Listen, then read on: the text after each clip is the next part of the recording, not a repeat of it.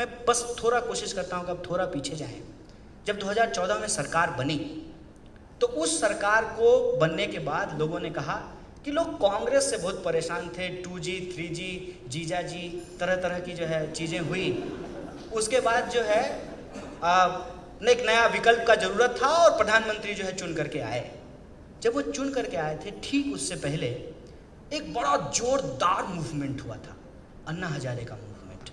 अरे मैं भी अन्ना, तुम भी अन्ना, जिधर देखो अन्ना अन्ना, अन्ना नहीं आंधी है, देश का दूसरा गांधी है। मतलब गजब गजब। हर मतलब जिस पत्रकार को आज आप अरविंद केजरीवाल को गाली देते हुए सुनते होंगे, वो अरविंद केजरीवाल का तो वाह ऐसी चरण वंदना की पूछिए मत। ये मतलब अरविंद केजरीवाल बात कर रहे हैं, अरविंद केजरीवाल जो है वो व्यक्ति नहीं है, अवतार है। ऐसा वही पत्रकार कर रहे थे, तो ऐसे तो वो नहीं कर रहे होंगे, इन्वेस्टमेंट होगा। मेरा क्वेश्चन है कि अन्ना हजारे आंदोलन में जो माहौल बनाया गया वो भाजपा के लिए डायरेक्ट माहौल नहीं बनाया गया, इनडायरेक्ट माहौल बनाया गया। इनडायरेक्ट माहौल कैसे होता है? मान लीजिए कि मेरे बाप जो हैं फिल्म के प्रोड्यूसर हैं, तो हमने कहा डायरेक्टर को सुनो बे हम हीरो होंगे। अब मेरी शक्ल जो है, मेरी शक्ल अब हीरो होने लायक है नहीं, तो हमको हीरो बनाना है तो क्या करना पड़ेगा? साइड एक्टर हमसे भी छोटा ढूंढ करके लाना पड़ेगा। तो लंबा हम तब में दिखेंगे और हम आगे रहेंगे, बाकी लोग पीछे रहेंगे, ठीक है ना? तो मान लीजिए कि मोदी जी को हीरो बनाना है तो राहुल गांधी को मूर्ख बनाना है, और ये काम अगर मोदी जी करते तो उसका इम्पैक्ट नहीं होता। जैसे आप एक चीज़ देखिएगा, टीवी पे जो विश्लेषक आते हैं वो अपनी पार्टी से उनका क्या संबंध है ये वो नहीं बताते हैं, कहते हैं मैं राजनीतिक विश्लेषक हूँ, ताकि लोगों के सामने क्या मैसेज जाए कि ये इंडिपेंडेंट आदमी है, इसका किसी से कोई लेना देना नहीं है, ये धूमकेतु है, ये ऐसे ही पृथ्वी का चक्कर लगा रहा है, ऐसा फील कराया जाता है। नहीं, अब अन्ना हजारे आए हैं, अब मोदी जी कहते हैं कि राहुल गांधी खराब आदमी है, कांग्रेस खराब आदमी है, कांग्रेस बढ़िया पार्टी नहीं है, तो लोग कहता है अरे ये तो पॉलिटिकल अपोनेंट है, ये तो बोलेगा ही ना। कौन बोल रहा है? जिसका शादी नहीं हुआ है, जो समाज के लिए लड़ता है, जो मतलब है ही मतलब सन्यासी है। हालांकि काम और धर्म की बात कर रहे थे साहब, धर्म का धंधा करने वाले आजकल बहुत काम में लिप्त हैं। आसाराम बापू, चिन्मयानंद, नए नए नाम आते रहते हैं। तो ऐसा फील कराया गया। फिर प्रधानमंत्री चुन करके आए और प्रधानमंत्री ने कहा कि बाकी काम जब दूसरे लोगों ने कर दिया है तो हम पॉजिटिविटी फैलाएंगे। नहीं, सबका साथ सबका विकास, 15 लाख आपके खाते में आएंगे, 2 लाख नौकरी मिलेगी हर साल, 2 करोड़। तो वादा इतना करके भूले हैं कि हम खुद भूल जा रहे हैं कि क्या बोले थे। तो ऐसा पॉजिटिविटी फैलाया गया। और आप देखे होंगे कि जो भी चीज़ विजुअल इम्पैक्ट, मैं बहुत इंटरेस्टिंग बात बता रहा हूँ, मीडिया में है आप जानते होंगे, विजुअल इम्पैक्ट पे खास ध्यान दिया गया। आप 2014 से पहले जो कमल देखते होंगे वो सेफ्रॉन होता था, उसको ब्लैक एंड वाइट कर दिया गया। अब हम लोगों को एस्थेटिक सेंस है ही नहीं। अब सुजात साहब आए थे तो काला पहन करके आए थे, पीछे ब्लू बोर्ड है, काला पहन करके आए तो कंट्रास्ट था, हम ब्लू पहन करके आए हैं, कंट्रास्ट पता ही नहीं चल रहा है, मैच कर गया है। तो हर चीज पे बहुत बारीकी से काम किया गया और इसके लिए कंपनियां होती हैं, उनको पैसा दिया जाता है। मैं बताती हूँ उसके बारे में, क्योंकि मैं अपने बारे में बताता हूँ जो मेरे साथ हुआ है। कलर चेंज वो एक लंदन के एक एनालिस्ट ने कराया। हाँ। कि वो पार्टी का सिंबल 2014 में मेरी किताब में है, बीजेपी वाली, कि it should be exactly like what people see in the EVM. It should not be saffron. They had complete, क्योंकि हिंदुस्तान में ज्यादा लोग पढ़े लिखे नहीं है, समझ रहे। तो मोदी जी निकले उस दिन और उन्होंने फोटो भी खिंचवाई which was against the model code of conduct, क्योंकि वोटिंग शुरू हो गई थी कहीं। खैर, मैं पॉइंट ये बनाना चाह रहा हूँ कि एक माहौल बना करके वो आ गए सरकार में आ गए। तो जैसे 2019 के बाद हुआ वैसे ही 2014 के बाद हुआ था, अपोजिशन छुट्टी पे चली गई। याद कीजिए, ऐसा नहीं हुआ कि 2019 के बाद अपोजिशन छुट्टी पे चली गई है, 2014 के बाद भी अपोजिशन छुट्टी पे चला गया था। विरोध कहां से शुरू हुआ था? विरोध शुरू हुआ था यूनिवर्सिटी कैंपस से। मैं कोई स्पेशल आदमी नहीं हूं, ये मैंने 135 करोड़ के इस देश में आई एम नॉट स्पेशल। कि मुझे ही क्यों प्रोपेगेंडा का शिकार बनाया गया। Unfortunately for me and fortunately for the Modi ji, कि मैं उस वक्त जेएनयू का प्रेसिडेंट था। मैंने एक तरफ वो चुन करके आए, एक तरफ हम चुन करके आए।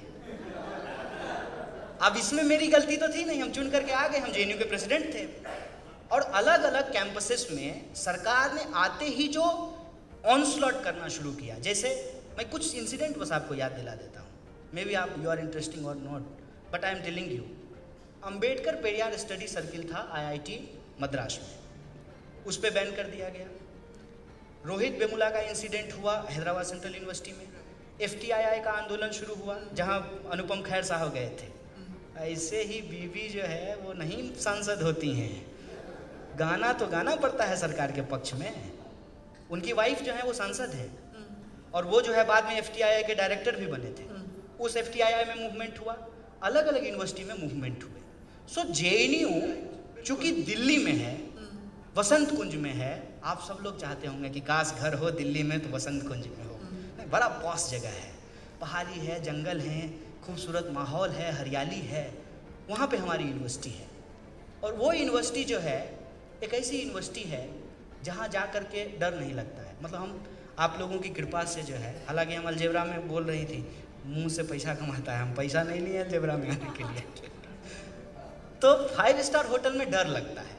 कई बार आपको गेट्स जो है, जो विराटता होती है, जो भव्यता होती है, वो साधारण इंसान को डराती है। जेएनयू एक ऐसी यूनिवर्सिटी है कि एक साधारण इंसान को भी कॉन्फिडेंस होता है। देख रहे हैं, घराना है, मतलब पिताजी भी थे जर्नलिस्ट, ये भी जर्नलिस्ट हैं, उनके सामने भी बोलने का एक कॉन्फिडेंस देती है वो यूनिवर्सिटी। और फीस के नाम पे मिनिमल लिया जाता है, 200 रुपया लिया जाता है। तो उस यूनिवर्सिटी में हम लोग पढ़ते थे, शांति से अपना पढ़ रहे थे। सरकार बदल करके आ गई, क्या फर्क है? जैसे पिछली सरकार का मजाक उड़ाते थे, इस सरकार का भी मजाक उड़ाएंगे। 2014 से पहले जाकर के आप मेरा ही टाइमलाइन देख लीजिए। आजकल हमको मनमोहन सिंह बहुत जेंटल लगते हैं, लेकिन उस जमाने में हम लोग उनके ऊपर मीम्स बनाते थे, उनके ऊपर जोक्स बनाते थे। और यूनिवर्सिटी में यही माहौल होता है कि अपने सवाल को लेकर के स्टूडेंट जो हैं वो प्रोटेस्ट करते हैं, सरकार कुछ मानती है, कुछ नहीं मानती है। This is normal course of action. लेकिन ये सरकार जब चुन करके आई तो जेएनयू अपने आप में ये जो अलग अलग जगह पे मूवमेंट हो रहे थे उसका सेंटर बन गया। रोहित वेमुला का आंदोलन, जो कि साउथ इंडिया का ही आंदोलन था, वो अचानक से एक नेशनल आंदोलन बन गया। और रोहित वेमुला के सवाल पे आप देखिए कि आखिर ये सरकार घिर गई और स्मृति जी को शिक्षा मंत्रालय के पद से हटा करके कपड़ा मंत्रालय दे दिया। स्मृति ईरानी की बात कर रहे हैं जी। उस समय वो शिक्षा मंत्री थी, एजुकेशन मिनिस्टर थी। तो ये सब जब हुआ तो सरकार ने सोचा कि ये जो यूनिवर्सिटी है, ये जो लड़के हैं, ये तो हमको 5 साल तंग करेंगे, तो 5 साल के बाद उनको 5 साल फिर जीतना है।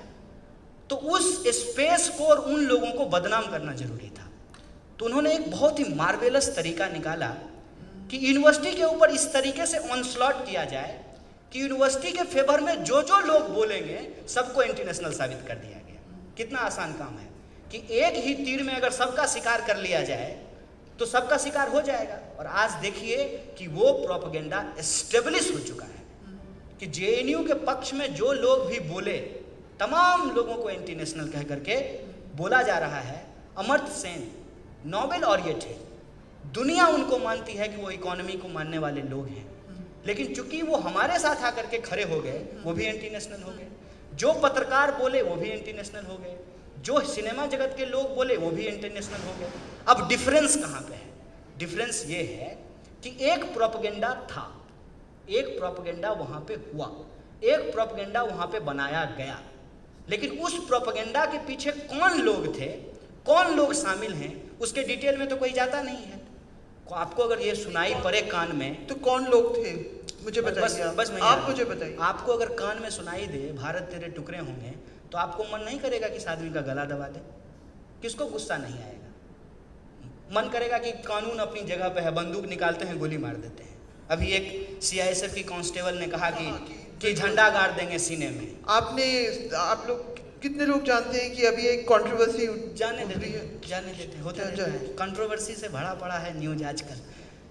तो ठीक है, मेरे सीने में झंडा गाड़ देंगी तो ये मेरे लिए सौभाग्य की बात है। मैं उनको कुछ नहीं कहना चाहता हूँ, मैं उनको सिर्फ और सिर्फ उनकी सेवा के लिए धन्यवाद देना चाहता हूँ, क्योंकि मुझे पता है कि वो प्रोपेगेंडा की शिकार है।